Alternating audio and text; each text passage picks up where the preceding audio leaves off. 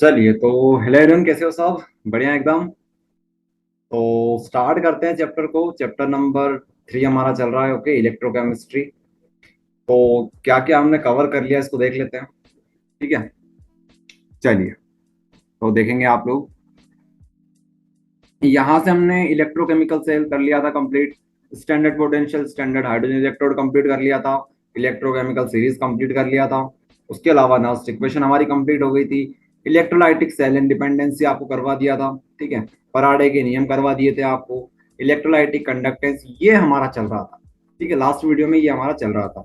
Okay, चलिए तो यहीं से हम लोग कंटिन्यू करेंगे आगे। Okay, electrolytic conductance. आज कोशिश करेंगे कि आज पूरे चैप्टर को फिनिश कर लेंगे अपन लोग। ठीक है, आज पूरा चैप्टर हमारा फिनिश हो जाएगा, ये हम लोग कोशिश करेंगे। चलिए, थोड़ा सा आपको रिवाइज करवा देते हैं फटाफट। ओके, बाकी आप लोगों की जिम्मेदारी बनती है, आप लोग भी रिवाइज करो, लेकिन फिर भी ये जो टॉपिक है इलेक्ट्रोलाइटिक कंडक्टेंस ये चलने वाला है, तो थोड़ा बेसिक से एक बार और बता देते हैं। लेकिन लास्ट वीडियो में हमने आपको बता चुके हैं, लेकिन फिर भी आप लोग देख लीजिए। रेजिस्टेंस आप लोग सभी समझते हो क्या होता है रेजिस्टेंस? ठीक है, रुकावट होती है रेजिस्टेंस। आर से इसको डिनोट करते हैं। आर से इसको डिनोट करते हैं, ये बताया था आपको। कंडक्टेंस जो होता है वो रेसिप्रोकल होता है रेजिस्टेंस का। ठीक है, उसके बाद रेजिस्टिविटी आ जाती है। ठीक है, क्या आ जाती है हमारे पास? रेजिस्टिविटी। रेजिस्टिविटी क्या होती है? 1 ml सॉल्यूशन के अंदर जितना रेजिस्टेंस होता है उसी को हम लोग क्या बोलते हैं? उसी को तो हम लोग बोलते हैं रेजिस्टिविटी। ठीक है, देखो यार, ये सब कुछ हमने आपको करवा चुके हैं, लेकिन आप लोग थोड़ा इसको पढ़ लेना। ओके, पूरा वापस करवाएं तो मजे नहीं आएंगे। आप लोग इनको सब देख लेना, करवा चुके हैं आपको। ओके, आज हम लोग आगे इसके देखेंगे। कल हमारा यहाँ तक कंप्लीट हो गया था। ठीक है, कप्पा वगैरह आपको समझा दिया था हमने। ठीक है, कप्पा याद रखना आप लोग, क्या होता है? कंडक्टिविटी। कप्पा क्या होता है? कंडक्टिविटी। कंडक्टिविटी का मतलब क्या होता है? 1 ml सॉल्यूशन के अंदर जितना सारा, 1 ml सॉल्यूशन के अंदर 1 ml की डब्बी लो, उसमें क्या भरो? सॉल्यूशन भरो, इलेक्ट्रोलाइट भरो। उसके अंदर जितना कंडक्टेंस बनेगा उसी को हम लोग क्या बोलेंगे? उसी को हम लोग क्या बोलेंगे? स्पेसिफिक कंडक्टेंस बोल दो या फिर कंडक्टिविटी बोल दो, बात एक ही है। ओके, कप्पा से इसको रिप्रेजेंट किया जाता है। इससे रिप्रेजेंट किया जाता है कप्पा से। कप्पा। Okay, kappa. चलिए, आज हमारे पास टॉपिक है मोलार कंडक्टिविटी। बहुत इंपॉर्टेंट, बहुत इंपॉर्टेंट, बहुत इंपॉर्टेंट टॉपिक है ये। ठीक है, मोलार कंडक्टिविटी। इसके बाद आएगा इक्विवेलेंट कंडक्टिविटी। दोनों के दोनों 5 नंबर में कितनी ही बार आ चुके हैं एमपी बोर्ड में। ठीक है, अब आपको एक बात बताते हैं। ठीक है, हम लोग पढ़ रहे हैं एमपी बोर्ड में। ठीक है, हम लोग पढ़ रहे हैं एमपी बोर्ड में। तो एमपी बोर्ड में ये जो टॉपिक है ये 5 नंबर में आता है, लेकिन अगर आप सीबीएसई या किसी और बोर्ड से पढ़ाई कर रहे हो तो यहाँ से आपको इजी पढ़ने वाला है। लेकिन अगर आप एमपी बोर्ड में हो तो यहाँ से 5 नंबर का आपसे पूछा जाएगा। ओके, अपन ने जो नोट्स बनाए वो एमपी बोर्ड के हिसाब से बनाए। ओके, सारी चीजें बिल्कुल व्यवस्थित लिखी हुई है, कोई भी आपको प्रॉब्लम नहीं आएगी। ठीक है, कोई भी प्रॉब्लम नहीं आएगी। यहाँ से हमने सब कुछ नोट्स आपके 5 नंबर के हिसाब से कवर किए। ओके, क्योंकि होता क्या है, ये टॉपिक जो है कुछ लोग ऐसे करते हैं कि बस फॉर्मूला बता देते हैं, वहीं की वहीं डेफिनेशन रिपीट कर देते हैं और खत्म कर देते हैं। लेकिन यार ये 2 नंबर का टॉपिक थोड़ी ना है, ये 5 नंबर का टॉपिक है। तो 5 नंबर में कितना करना रहेगा ये आप लोग जानते हो।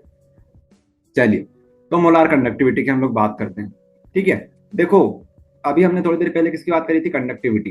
कंडक्टिविटी बोल दो, कप्पा बोल दो, या फिर स्पेसिफिक कंडक्टेंस बोल दो। Okay, conductivity. मोलार कंडक्टिविटी का मतलब क्या है? नाम में छुपा हुआ है, मोलार। ठीक है, मोलार का मतलब एक तरह से मोल्स आप लोग समझ सकते हो। तो it is the conductance. Conductivity भी क्या है? कंडक्टेंस ही होता है। मोलार कंडक्टिविटी भी एक कंडक्टेंस होता है, लेकिन एक कंडीशन हम लोग लगाएंगे। it is the conductance of solution, it is the conductance of solution kept between the electrodes at unit distance apart and contain 1 mole of electrolyte. Very important line, 1 mole of electrolyte, 1 mole of electrolyte। तो 1 मोल आप लोग ले लीजिए। Molar मतलब मोल, molar मतलब मोल। तो 1 मोल, 1 मोल की जो इलेक्ट्रोलाइट होगी वो जितना सारा कंडक्टेंस बनाएगी, वो जितना सारा कंडक्टेंस बनाएगी उसी को हम लोग क्या बोलेंगे? मोलार कंडक्टिविटी बोल देंगे। इसमें एक और कंडीशन हम लोग मान के चलते हैं। ठीक है, एक और कंडीशन हम लोग मान के चलते हैं। मान लीजिए ये हमारे पास एक कंटेनर है, इसमें 1 मोल की क्या हमारे पास है? 1 मोल इलेक्ट्रोलाइट है हमारे पास। समझ जाओगे आप लोग, 1 मोल इलेक्ट्रोलाइट। ठीक है, इलेक्ट्रोलाइट इसमें भरी हुई है, हम सभी जानते हैं। ठीक है, यहाँ पर इलेक्ट्रोड्स होगी। मान लीजिए 2 इलेक्ट्रोड हमने बना ली। अब इनके बीच की दूरी कितनी होगी? Unit distance. ये दोनों यूनिट डिस्टेंस के ऊपर होगी, मतलब इन दोनों के बीच की दूरी कितनी होगी? Unit distance. मतलब बहुत पास पास होंगे ये, ठीक है, तभी जाके तो 1 मोल का इलेक्ट्रोलाइट कंडक्टेंस हमारे पास बनेगा। ठीक है, तो ये दो चीज आपको ध्यान रखनी है, बिल्कुल इजी आपके लिए हो जाएगा। पहली बात, वॉल्यूम कितना लेना है, 1 मोल ऑफ इलेक्ट्रोलाइट। दूसरी बात, ये क्या है, कंडक्टेंस है, क्या ये कंडक्टेंस ही तो है, 1 मोल ऑफ इलेक्ट्रोलाइट का कंडक्टेंस ही तो है ये। तो हम लोग क्या बोल सकते हैं इसको, इसको हम लोग कुछ इस तरह से बता सकते हैं। देखिए आप लोग यहाँ पर, इसको हम लोग रिप्रेजेंट करते हैं लेमडा एम के साथ। ठीक है, एम मतलब मोलारिटी। ठीक है, एम, ठीक है, वैसे कैपिटल एम आता है मोलारिटी के, लेकिन यहाँ पर हम लोग स्मॉल एम लिख देते हैं। ठीक है, तो लेमडा एम, कुछ लोग इसको इस तरह से भी लिखते हैं, तो दोनों सही है, आप लोग लिख सकते हो, लेकिन हम लोग प्रेफर इसी को करेंगे। ठीक है, सिंबल है, कुछ भी बना दो, तो लेमडा एम इस तरह से हम लोग बना देंगे। ठीक है, लेमडा बोलेंगे इसको, इसको एम बोलेंगे। ठीक है, मोलार कंडक्टिविटी। तो ये मोलार कंडक्टिविटी भी कंडक्टिविटी ही तो होती है, तो कप्पा हम लोग लिखेंगे। ठीक है, कप्पा लिखेंगे, लेकिन वॉल्यूम की हम बात करेंगे, वी हम लोग यहाँ पर लिखेंगे। ठीक है, के इंटू वी, यहाँ पर वी क्या है, V is the volume, V is the volume which contains 1 mole of electrolyte. V वहां वॉल्यूम है जिसमें 1 मोल के इलेक्ट्रोलाइट होते हैं। बताइए कितना सिंपल है ये। ठीक है, तो इस तरह से आप लोग बता देंगे।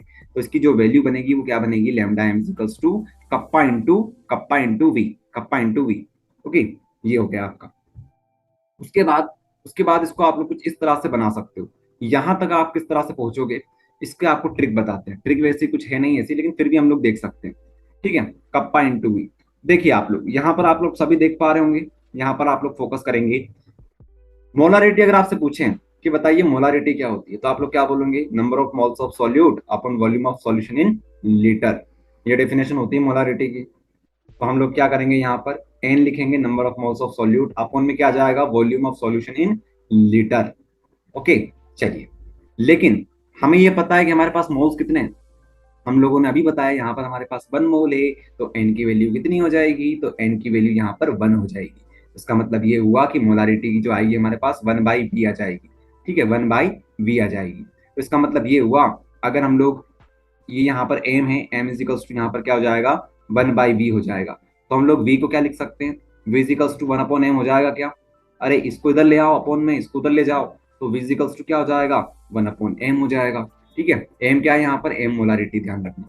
ओके, ये हो जाएगा हमारे पास। ये किस में आया हमारे पास, ये जो आएगा वॉल्यूम हमारे पास लीटर में आएगा। किसमें आएगा, ये लीटर में आएगा।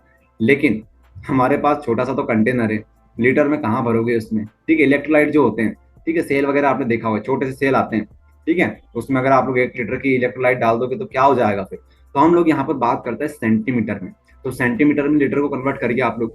तो आप लोग किस तरह से कन्वर्ट करोगे, लीटर को सेंटीमीटर क्यूब में बोलेंगे हम लोग, सेंटीमीटर में नहीं बोलेंगे, सेंटीमीटर क्यूब में बोलेंगे, क्योंकि यहाँ पर हम लोग बात कर रहे हैं वॉल्यूम की। ठीक है, वॉल्यूम की बात कर रहे हैं। ओके, तो वॉल्यूम क्यूब में आएगा।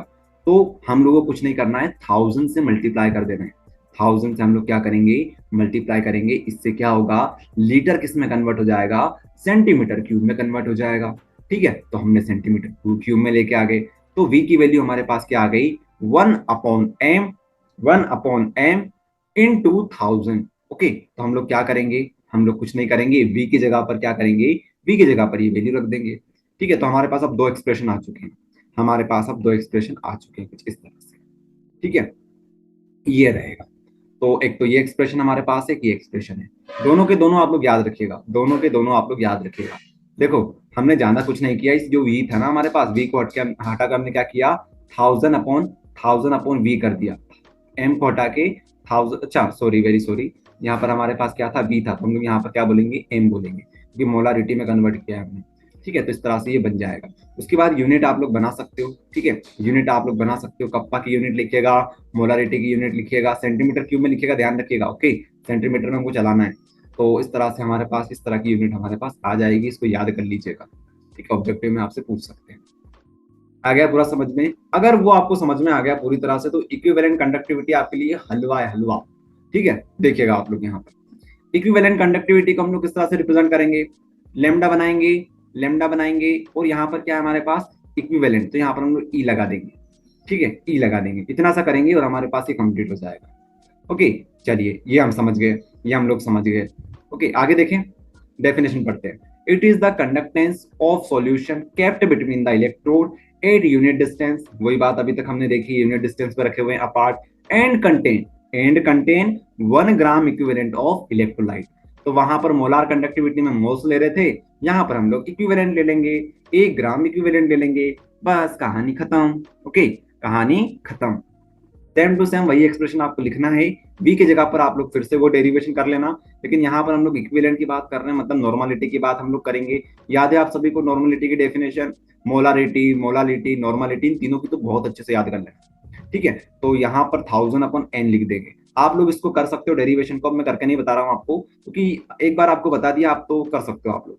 ओके, यहाँ पर v कितना लेना है आपको, v is volume which contain 1 gram of electrolyte equivalent. Okay, चलिए, तो दोनों चीज समझ में आ गई। 5 नंबर का क्वेश्चन था भाई साहब, ये 5 नंबर का, ठीक है। शायद 2022 की जो एग्जाम थी उसमें आया था ये क्वेश्चन, ठीक है। 2022 की जो एग्जाम थी उसमें अभी अभी आया था क्वेश्चन।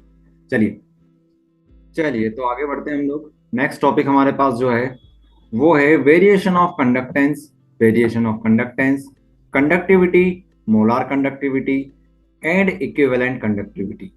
ठीक है, हमें क्या करना है, हमें वेरिएशन देखनी है। किस किस के बीच में वेरिएशन देखनी है, हमें वेरिएशन देखनी है जो टॉपिक अभी हम पढ़ के आए हैं, ठीक है। कंडक्टेंस पढ़ा हमने अभी थोड़ी देर पहले, कंडक्टिविटी मतलब कप्पा पढ़ा हमने, molar conductivity, equivalent conductivity last topic थे हमारे। अब इनमें हम लोग वेरिएशन करेंगे, किस तरह से, हम लोग क्या करेंगे, डाइल्यूशन करेंगे, समझाएंगे आपको, विथ कंसंट्रेशन और डाइल्यूशन, ठीक है, कंसंट्रेशन और डाइल्यूशन।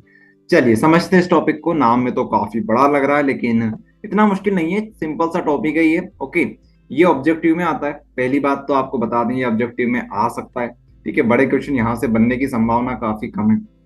ओके, जो टॉपिक आपको पढ़ाएंगे ना, जो टॉपिक अभी आपको पढ़ाने वाले हैं, इनका एक शॉर्टकट हमारे पास तैयार है, ठीक है। यहाँ पर एक शॉर्टकट है, सिर्फ इतना सा आपको करना है ऑब्जेक्टिव के लिए, लेकिन पूरी कहानी समझनी काफी ज्यादा जरूरी है, ठीक है, नहीं तो रटने वाली बात हो जाएगी। तो हम लोग पूरी कहानी देखने वाले हैं, ठीक है। चलिए स्टार्ट करते हैं। देखिए, हमारे पास क्या है, सबसे पहले कंडक्टेंस है। कंडक्टेंस समझते हो आप लोग सभी, कंडक्टेंस फिर से रिपीट कर देते हैं। कंडक्टेंस का मतलब होता है कितनी अच्छी तरह से, कितनी अच्छी तरह से इलेक्ट्रिसिटी को वो कंडक्ट कर सकता है, इसका मतलब होता है ये रेजिस्टेंस का जस्ट रेसिप्रोकल होता है। ओके, ये बात है, ठीक है। चलिए, कंडक्टेंस आपको समझा दिया एक बार और, बस इतना सा समझ लो, काफी है इतना। तो हम लोग क्या करेंगे, हमारे पास दो प्रकार की इलेक्ट्रोलाइट होती है, एक वीक इलेक्ट्रोलाइट, एक होती है हमारे पास स्ट्रॉन्ग इलेक्ट्रोलाइट। एक वीक इलेक्ट्रोलाइट होती है हमारे पास, एक होती है हमारे पास स्ट्रॉन्ग इलेक्ट्रोलाइट। ओके, दो प्रकार की इलेक्ट्रोलाइट होती है हमारे पास। वीक का मतलब क्या होता है, वीक का मतलब ये होता है जो अच्छी तरह से आयंस में ब्रेक नहीं होती है, इसका मतलब ये इनके पास आयंस कम होते हैं। ऐसी इलेक्ट्रोलाइट जिनमें आयंस थोड़े से कम होते हैं उनको हम लोग क्या बोलते हैं, वीक बोलते हैं। जिनमें आयंस की संख्या बहुत होती है, कोई दिक्कत वाली बात नहीं, अच्छी तरह से इलेक्ट्रिसिटी को कंडक्ट करते हैं, उनको हम लोग स्ट्रॉन्ग बोलते हैं, ठीक है। तो अगर हम लोग वीक की बात करें, पहले हम बात करेंगे वीक की। अगर वीक हमारे पास है, उसमें हम लोग डाइल्यूशन करते हैं। डाइल्यूशन का मतलब क्या है, डाइल्यूशन का मतलब समझिए।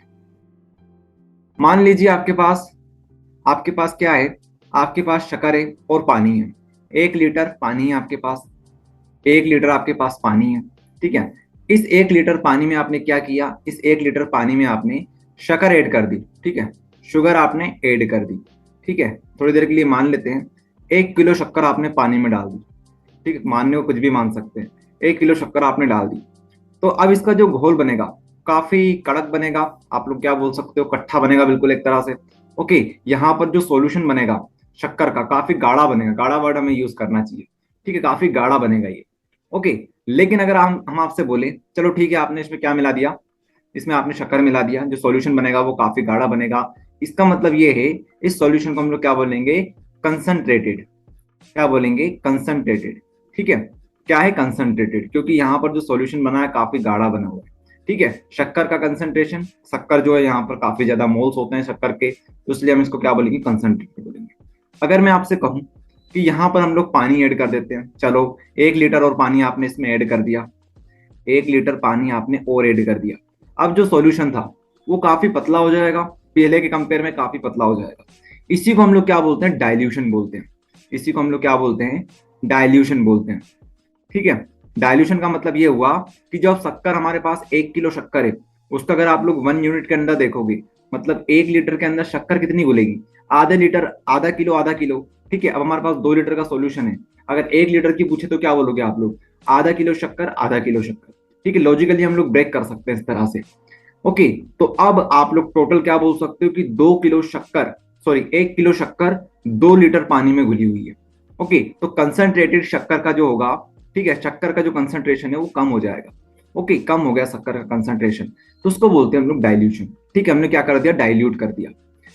आया समझ में डाइल्यूट करने का मतलब क्या होता है? जैसे हम लोग डाइल्यूशन करते हैं, ठीक है, वैसे ही क्या होता है, कंसंट्रेशन हमारा कम हो जाता है।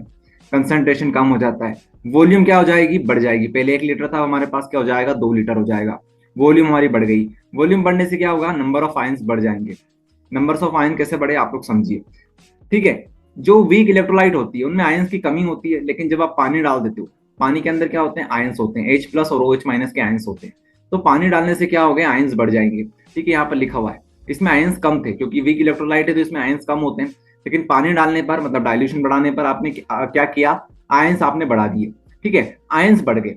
आयंस बढ़ने से क्या होता है, आयंस बढ़ने से कंडक्टेंस बढ़ जाता है। आयंस बढ़ने से कंडक्टेंस बढ़ जाता है, क्योंकि कंडक्टेंस के लिए रिस्पॉन्सिबल कौन होते हैं, आयंस ही तो होते हैं। आयंस की वजह से क्या होता है, आयंस की वजह से ही तो कंडक्टेंस होता है। इलेक्ट्रिसिटी का कंडक्टेंस किस वजह से होता है, आयंस की वजह से होते हैं इस केस में। ओके, तो ये बात है। तो अपने आयंस बढ़ गए तो कंडक्टेंस भी ऑटोमेटिक बढ़ जाएगा। ओके, ये बात है। चलिए, तो हमें ये बात समझ में आ गई कि अगर हम लोग डाइल्यूशन करेंगे तो वीक इलेक्ट्रोलाइट का कंडक्टेंस बढ़ जाएगा। स्ट्रॉन्ग की बात करते हैं। स्ट्रॉन्ग में फिर से हमने डाइल्यूशन किया। इस स्ट्रॉन्ग के केस में क्या है, स्ट्रॉन्ग के केस में पहले से आयंस ज्यादा है, पहले से ही आयंस मौजूद है। ठीक है, पहले से ही हमारे पास आयंस है, लेकिन डाइल्यूशन करने से क्या हुआ, डाइल्यूशन करने से क्या होगा, डाइल्यूशन करने से फिर से देखो कंसंट्रेशन कम हो जाएगी, वॉल्यूम हमारा बढ़ जाएगा। उसके बाद आयंस की मूवेबिलिटी, आयंस की मूवेबिलिटी क्या मतलब हुआ इसका, इसका मतलब ये हुआ, पहले हमारे पास 1 लीटर था, पानी डालने के बाद 2 लीटर हो गया। ठीक है, तो जो आयंस होंगे वो आयंस अब ज्यादा अच्छी तरह से मूव कर पाएंगे, दूर तक मूव कर पाएंगे। ठीक है, तो मूवेबिलिटी उनकी बढ़ गई। ठीक है, और मूवेबिलिटी बढ़ गई मतलब कंडक्टेंस ऑटोमेटिक बढ़ जाएगा। ठीक है, क्योंकि आयंस जितना मूव करेंगे उतना ज्यादा कंडक्टेंस बनेगा। ओके, तो ये बात होती है। अब आप लोग सोचेंगे यहाँ पर भी आयंस की बात हो सकती थी, लेकिन आयंस की बात यहाँ पर क्यों नहीं होगी, इसका रीजन ये है क्योंकि आयंस यहाँ पर पहले से ही बहुत ज्यादा है। ठीक है, इसमें आयंस पहले से ही थे, पानी डालने से थोड़े से और मूव कर सकेंगे। ठीक है, डिस्टेंस बढ़ गई, डिस्टेंस। आया समझ में, फील आ रहा है बिल्कुल। तो इसका मतलब ये हुआ कि जैसे ही हम लोग डाइल्यूशन करेंगे, जैसे ही हम लोग डाइल्यूशन करेंगे, तो भले वीक हो या स्ट्रांग हो, दोनों का क्या होगा, दोनों का ही दोनों का ही कंडक्टेंस बढ़ेगा। ठीक है, कंडक्टेंस समझ में आ गया। ओके, तो अगर आपसे पूछें वन वर्ड में, वन वर्ड नहीं बोलेंगे, वन सेंटेंस बोलेंगे, कि बताइए डाइल्यूशन करने से वीक इलेक्ट्रोलाइट और स्ट्रॉन्ग इलेक्ट्रोलाइट के कंडक्टेंस पे क्या प्रभाव पड़ता है। फिल इन द ब्लैंक्स में आ सकता है, तो आप लोग क्या बोलोगे, कंडक्टेंस इंक्रीज हो जाएगा। ठीक है, ये होगा। चलिए, ओके, कंडक्टिविटी की बात करते हैं। ठीक है, कंडक्टिविटी सेकंड वाले की बात, कप्पा की बात करते हैं। कप्पा में क्या होगा, डाइल्यूशन करा हमने, डाइल्यूशन करने से क्या होगा, वॉल्यूम बढ़ जाएगी।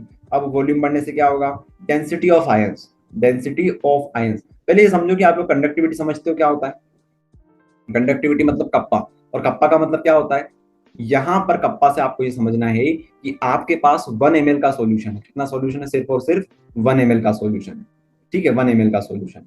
अब ये 1 ml का सॉल्यूशन है आपके पास।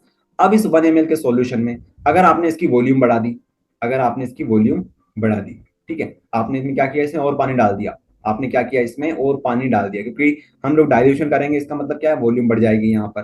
ठीक है, डाइल्यूशन करेंगे, ज्यादा चीजें डालेंगे तो क्या होगी, वॉल्यूम उसकी बढ़ जाएगी। तो वॉल्यूम बढ़ने के साथ साथ क्या होगा, वॉल्यूम बढ़ जाएगी, तो अब ये जो आयंस यहाँ पर थे, मान लो यहाँ पर 5 आए हैं। ठीक है, 1 2 3 4 5 एग्जाम्पल ले रहे हैं, नहीं तो आप लोग सच में समझ लो कि एक मोल में 5 आयंस होते हैं। ऐसा मत हो, ऐसा नहीं होता है। ओके, चलिए, तो हमने क्या किया, वॉल्यूम बढ़ा दी। ठीक है, वॉल्यूम बढ़ा दी भैया, पानी पानी हो गया यहाँ पर। ठीक है, वॉल्यूम हमने एक तरह से बढ़ा दी। तो अब क्या होगा, ये जो आयंस 1 ml के अंदर थे, अब ये जो आयंस है वो 1 ml से बाहर जा सकते हैं। ठीक है, अब इस पूरे सॉल्यूशन में मान लो वॉल्यूम हमने कितनी कर दी, अब इसका पूरा वॉल्यूम हो गया 3 ml का, 3 ml का। ठीक है, 3 ml का हो गया।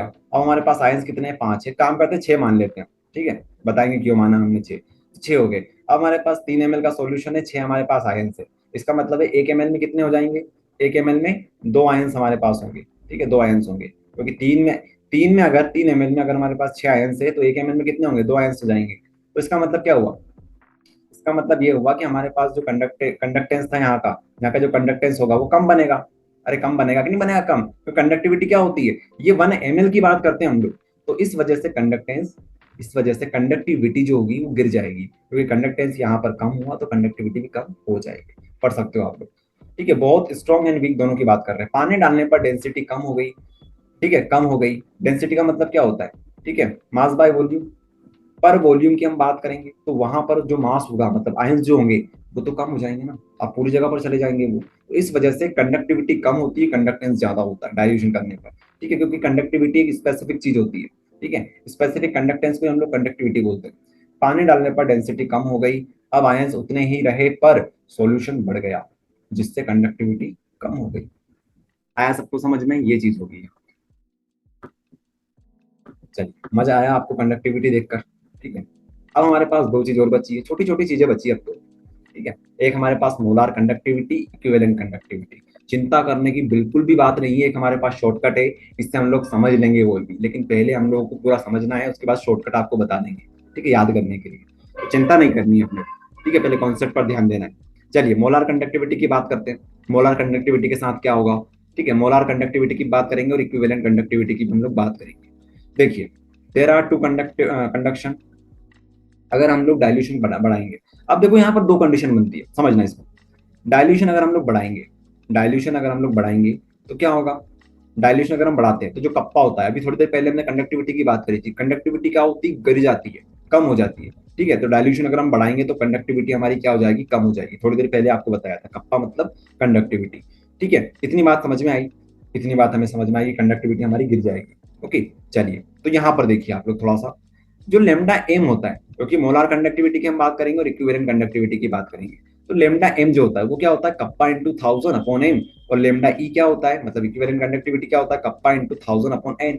तो एम और एन यहाँ पर हो गए, दोनों कप्पा के ऊपर। कप्पा कप्पा के साथ क्या है इनका रिलेशन, ये डायरेक्टली प्रोपोर्शनल कप्पा से है और इनवर्सली प्रोपोर्शनल मोलारिटी और नॉर्मलिटी से।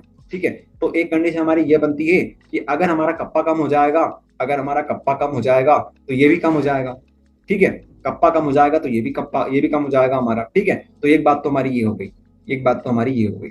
ठीक है, तो ये सब क्या हो जाएंगे, कम हो जाएंगे। एक केस ये बनता है, एक केस हमारा ये बनता है। दूसरा केस हम लोग देखते हैं, दूसरा केस क्या बन सकता है, डायल्यूशन हम लोग करेंगे। सेकंड केस आप लोग देखेंगे, डायल्यूशन हमने किया, डायल्यूशन करेंगे तो क्या होगा, वॉल्यूम बढ़ जाएगी। अभी थोड़ी देर पहले आपको बताया था, डायल्यूशन करने से क्या होता है, वॉल्यूम बढ़ जाती है हमारी। ठीक है, वॉल्यूम बढ़ जाएगी। तो वॉल्यूम हमारी बढ़ी, वॉल्यूम बढ़ने से क्या होगा, वॉल्यूम बढ़ने से क्या होगा, जो मोलारिटी और नॉर्मलिटी है वो कम हो जाएगी। कैसे हो जाएगी, समझो इसको। मोलारिटी का फॉर्मूला क्या है, number of moles of solute upon volume of solution in litre. ठीक है, चलिए, तो हम लोग बोल रहे हैं वॉल्यूम बढ़ गई। यहाँ पर देखिए आप लोग, वॉल्यूम हमारी क्या हो गई, बढ़ गई। तो वॉल्यूम अगर बढ़ जाएगी, वॉल्यूम अगर बढ़ जाएगी, इसका मतलब क्या होगा, मोलारिटी हमारी क्या हो गई है, डिक्रीज हो गई है। मोलारिटी हमारी क्या आ जाएगी, कम हो जाएगी। और मोलारिटी कम होने का मतलब क्या है, मोलारिटी कम हो जाएगी। उसी तरह से नॉर्मलिटी भी वॉल्यूम के ऊपर डिपेंड करती है। ठीक है, तो ये भी कम हो जाएगी। अगर ये कम हो जाएगी तो ये ज्यादा हो जाएगा, ये ज्यादा हो जाएगा। तो मतलब हम लोग क्या समझे, ठीक है, हम लोग क्या समझेंगे, मोलारिटी कम हो जाएगी। ठीक है, मोलारिटी अगर कम हो जाएगी, मोलारिटी अगर हमारी कम हो जाएगी तो ये जो होगा हमारे पास मोलार कंडक्टिविटी और इक्विवेलेंट कंडक्टिविटी ये ज्यादा हो जाएगी। अब हमारे पास दो केस बन गए। अब किसके हिसाब से हम लोग फॉलो करें, किसके हिसाब से हम लोग फॉलो करें, इसके हिसाब से फॉलो करें, किसके हिसाब से फॉलो करें, बताइए आप लोग। अब यहाँ पर हम लोग हो गए कंफ्यूज कि किसके हिसाब से फॉलो करें। तो अब हमने किया एक्सपेरिमेंट, मतलब साइंटिस्ट लोगों ने एक्सपेरिमेंट किया और हमें पता क्या चला, एक्सपेरिमेंटली लेमडा एम और लेमडा ई जो होता है depend on M and N. ठीक है, वो ज्यादा किसके ऊपर डिपेंड करता है, मोलारिटी और नॉर्मलिटी के ऊपर ज्यादा डिपेंड करता है। ठीक है, मोलारिटी और नॉर्मलिटी के ऊपर ज्यादा डिपेंड करता है। उसका मतलब ये हुआ कि ये वाला जो पॉइंट होगा वो जीत जाएगा। ठीक है, तो डायल्यूशन अगर हम लोग करेंगे तो हमारे साथ क्या होगा, मोलार कंडक्टिविटी और इक्विवेलेंट कंडक्टिविटी दोनों को दोनों बढ़ जाएंगे। ठीक है, ये वाला जो सेक्शन था हमारे पास ये कैंसिल हो जाएगा, क्योंकि इसके ऊपर ज्यादा डिपेंड नहीं करता, इसके ऊपर ज्यादा डिपेंड करता है। ओके, चलिए, तो इस तरह से हम लोग समझे। ओके, ये रहेगा यहाँ। चलिए, जैसे एक एग्जांपल आपको देते हैं, मान लो आपके यहाँ पर एक छोटा भाई है। ठीक है, आप बड़े हो, आपका छोटा भाई है, छोटा मतलब मान के चलो 4-5 साल का भाई है, या फिर कोई रिलेटिव हो सकता है। अगर आपके घर वो आता है, ठीक है, वो बोलता है कि मुझे तो आज खाने में आलू की सब्जी खानी है, और आप बोलते हो नहीं मुझे आलू की सब्जी नहीं खानी है, मुझे तो भिंडी की सब्जी खानी है, तो बताओ किसकी ज्यादा चलेगी? किसकी ज्यादा चलेगी? उसकी ज्यादा चलेगी। ठीक है, छोटा बच्चा है ना, वो ज्यादा जिद करेगा। आप तो बड़े हो गए अब आप लोग। ओके, तो यही बात ये है, यहाँ पर मोलारिटी नॉर्मलिटी की ज्यादा चलती है। ठीक है, कप्पा की नहीं चलती है, कप्पा का टप्पा है। ठीक है, कटप्पा की इतनी थोड़ी चलती थी, आपने बाहुबली देखी होगी। ठीक है, बाहुबली में कटप्पा की इतनी नहीं चलती थी। मोलारिटी नॉर्मलिटी ये है हमारे। ठीक है, तो ये हो जाएगा हमारा। चलिए, इस तरह से आप लोग समझ सकते हो। एक्सपेरिमेंटली हमें पता चल गया, ये चीज हमारी सब खत्म कर दी हमने। तो एट द एंड हमें ये पता चला कि मोलारिटी, मोलर कंडक्टिविटी और इक्विवेलेंट कंडक्टिविटी दोनों के दोनों क्या होते हैं, बढ़ जाते हैं। ये दोनों के दोनों बढ़ जाते हैं। कब बढ़ जाते हैं? डाइल्यूशन करने पर, क्योंकि डाइल्यूशन करने पर हमारी वॉल्यूम भी तो बढ़ जाती है। तो बस एक चीज घटती है, एक चीज घटती है, वो है कप्पा। हमारे कटप्पा घट जाते हैं, बाकी सब बढ़ जाते हैं। कंडक्टेंस बढ़ गया, मोलार कंडक्टिविटी, इक्विवेलेंट कंडक्टिविटी ये भी बढ़ गई। घटा कौन? सिर्फ और सिर्फ कप्पा। ओके, तो इस तरह से आप लोग समझ सकते हो, डाइल्यूशन किया, कंसंट्रेशन कम हुई, वॉल्यूम हमारी बढ़ जाएगी। इस तरह से बता सकते हो, वॉल्यूम भी बढ़ जाएगी। ओके, चलिए, टॉपिक समझ में आया आप सभी को? इस तरह से आपको करना रहेगा। नेक्स्ट टॉपिक हमारे पास आता है कोलरोस्ट का लो। ठीक है, कोलरोस्ट लो। कोलरोस्ट लो बहुत इंपॉर्टेंट है, बहुत इंपॉर्टेंट है ये भी। कोलरोस्ट लो बहुत इंपॉर्टेंट है 5 नंबर के लिए। ओके, कोलरोस्ट लो क्या होता है? कोलरोस्ट लो, यहाँ पर आप लोग एक्सप्रेशन देखिए। ठीक है, एक्सप्रेशन देखिए आप लोग यहाँ पर। क्या समझे इससे आप लोग? लेमडा, एम, इंफिनिटी, इलेक्ट्रोलाइट, ये वो, गेटाइन, एनाइन, क्या लिखा हुआ ये? ठीक है, कंफ्यूज हो रहे होंगे आप लोग। तो देखिए, समझाते हैं आपको कहानी। अभी तक आपने क्या देख के आए थे? मोलार कंडक्टिविटी देख के आए थे। ठीक है, मोलार कंडक्टिविटी। तो कोलरोस्ट लो क्या करता है? आपको मोलार कंडक्टिविटी निकाल के देता है, किसी की भी। या तो आप स्ट्रॉन्ग ले लो या फिर वीक इलेक्ट्रोलाइट ले लो। स्ट्रॉन्ग इलेक्ट्रोलाइट और वीक इलेक्ट्रोलाइट दोनों की आप मोलार कंडक्टिविटी निकाल के कौन देता है? हमें कोलरोस्ट का नियम निकाल के दे देता है। ठीक है, लेकिन इसकी भी एक कंडीशन है कि मोलार कंडक्टिविटी हम आपको निकाल के देंगे। मोलार कंडक्टिविटी आपको निकाल के हम देंगे, लेकिन कंडीशन हमारी ये है कि मोलार कंडक्टिविटी हम लोग इनफाइनाइट डाइल्यूशन के ऊपर निकाल के देंगे। इनफाइनाइट डाइल्यूशन के ऊपर निकाल के देंगे। क्या हुआ इसका मतलब? समझे नहीं? समझाते हैं आपको। मान लीजिए, यहां पर देखिए आप लोग, डायग्राम बनाते हैं आपके लिए बहुत प्यारा सा। ये देखिए, ये हमारे पास एक कंटेनर है, एक टंकी बना लेते हैं, टंकी। ठीक है, पानी की टंकी होती है ना, उस टाइप से एक टंकी बना लेते हैं। ये देखिए, ये हमारे पास एक टंकी है। ठीक है, पानी की टंकी है। तो आपने क्या किया, इस पानी की टंकी में मान लीजिए 10 लीटर, 10 लीटर, 10 लीटर क्या है हमारे पास? 10 लीटर हमारे पास पानी है। 10 लीटर हमारे पास इस टंकी में पानी है। ओके, मान लिया हमने 10 लीटर पानी है। अब इस 10 लीटर पानी में हम लोग क्या करेंगे? इस 10 लीटर पानी में हम लोग एक चुटकी, या फिर आप बोल सकते हो एक चम्मच, एक चम्मच क्या डालेंगे? एक चम्मच नमक डालेंगे। ठीक है, एक चम्मच, एक चम्मच नमक डालेंगे। एक चम्मच, चम्मच चम्मच क्या डालेंगे? नमक डालेंगे। तो क्या होगा? नमक डाल दिया हमने, डाल दो पूरे 10 लीटर में नमक डाल दिया हमने। अब यहाँ पर एक छोटा सा नल होगा। ठीक है, यहाँ पर एक नल होगा। अब नल में से आपने क्या किया? आपने अपना जो ग्लास था, ग्लास लेके आए यहाँ पर, तो ग्लास में आपने ये भर लिया, पानी आपने भर लिया। ठीक है, अब आपसे हम बोले कि चलो इस पानी को पियो और बताओ नमक का स्वाद आ रहा है नहीं आ रहा है। तो आप लोग क्या बोलोगे कि यार नमक का स्वाद इस पानी में तो नहीं आ रहा है हमें। रीजन क्या है इसका? रीजन ये है क्योंकि नमक बहुत कम मात्रा में, बहुत डाइल्यूटेड है, बहुत ज्यादा डाइल्यूटेड है। ये समझ लो इन्फानाइट डाइल्यूशन है यहाँ पर। ठीक है, बहुत मात्रा में डाइल्यूट कर दिया, मतलब बहुत कम मात्रा में डाला गया है, इसको बोलते हैं डाइल्यूशन। तो हमने इनफाइनाइट डाइल्यूशन कर दिया है। तो यहाँ पर आप लोग क्या बोलोगे? हमें तो स्वाद नहीं आ रहा। लेकिन फिजिक्स क्या बोलती है, सॉरी केमिस्ट्री क्या बोलती है? केमिस्ट्री ये बोलती है आपको नमक का स्वाद आएगा पानी में। कितने परसेंट आएगा? 0.00001% आएगा, लेकिन आएगा जरूर।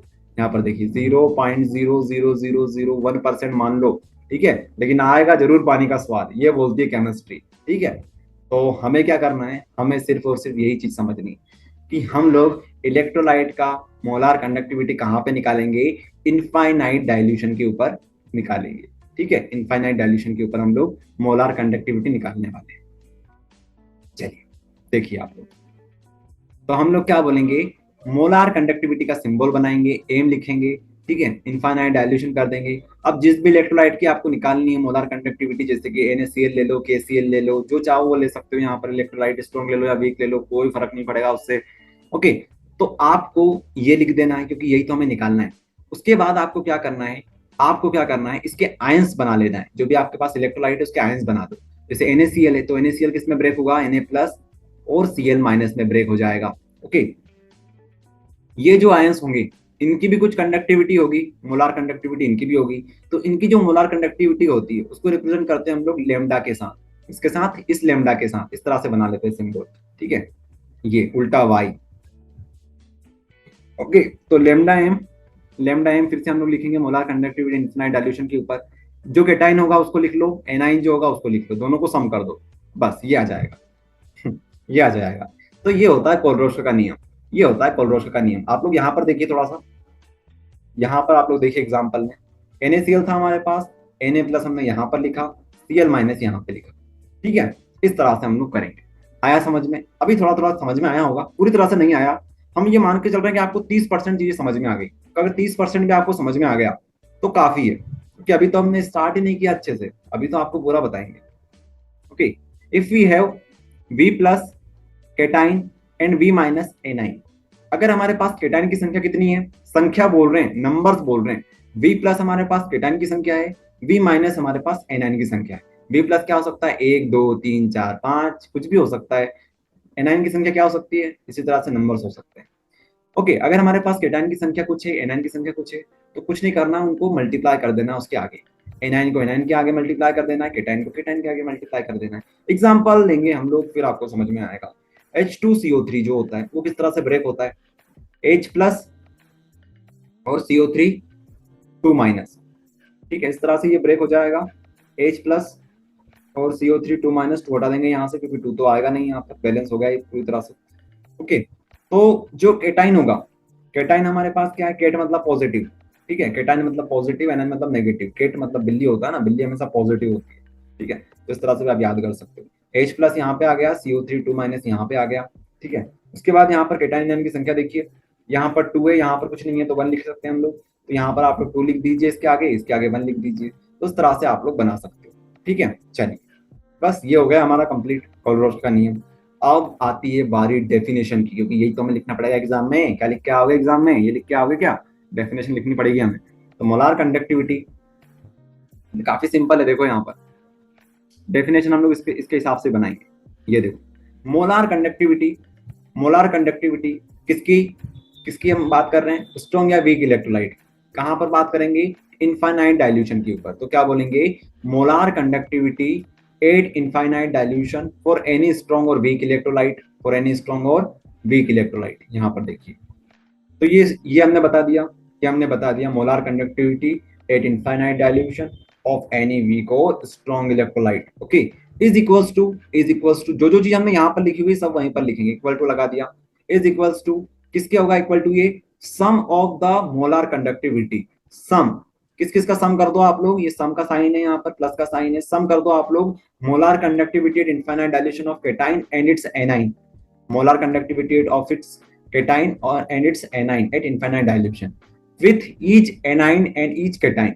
और जितने भी एनाइन और केटाइन होंगे हमारे, उनका मल्टीप्लाई किससे कर दो, उसके रिस्पेक्टिव जो भी केटाइन और एनाइन की संख्या होगी, numbers of cation and number of anion, उससे आप मल्टीप्लाई कर दो, आपके पास पूरा एक्सप्रेशन आ जाएगा। ओके, तो ये हमारे पास डेफिनेशन बन जाएगी। बताओ, जो चीज हमने देखी उसको हमने लिख दिया। देखो, आपको कंफ्यूजन कहाँ हो सकती है, मतलब जो समझदार बच्चे हैं वो तो कर लेंगे, लेकिन जो थोड़े बहुत वीक स्टूडेंट हैं उनको बता देते हैं। तो molar conductivity at infinite dilution, इसको बार बार पढ़ो आप लोग। Molar conductivity at infinite dilution, molar conductivity at infinite dilution, molar conductivity at infinite dilution. ठीक है, तो डरना नहीं है अपने को कि यार ये कितनी बड़ी टर्म है, कोई बड़ी टर्म नहीं है, छोटी सी टर्म है अपने आगे तो। ओके, सबसे बड़े अपन है, ऐसा सोचा करो।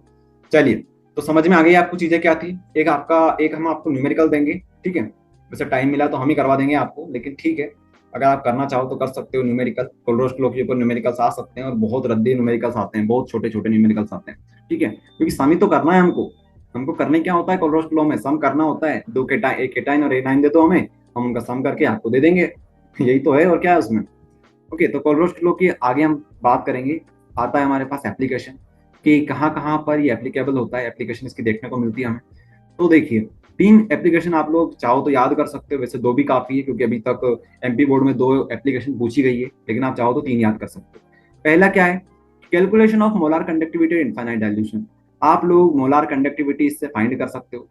Molar conductivity, infinite dilution find कर सकते हो। ठीक है, वीक की भी और स्ट्रॉन्ग की भी, मतलब वीक की भी कर सकते हो, स्ट्रॉन्ग की भी कर सकते हो। स्ट्रॉन्ग की तो हर कोई कर लेता है, वीक की बात आती है तो वीक की भी कर देता है, तो आप लोग दोनों लिख सकते हो, वीक एंड स्ट्रॉन्ग। ओके, चलिए, यही तो डेफिनेशन है इसकी। मोलार कंडक्टिविटी तो हम लोग फाइंड करते हैं, तो ये आप लोग लिख दीजिएगा। उसके बाद आता है calculation of degree of dissociation.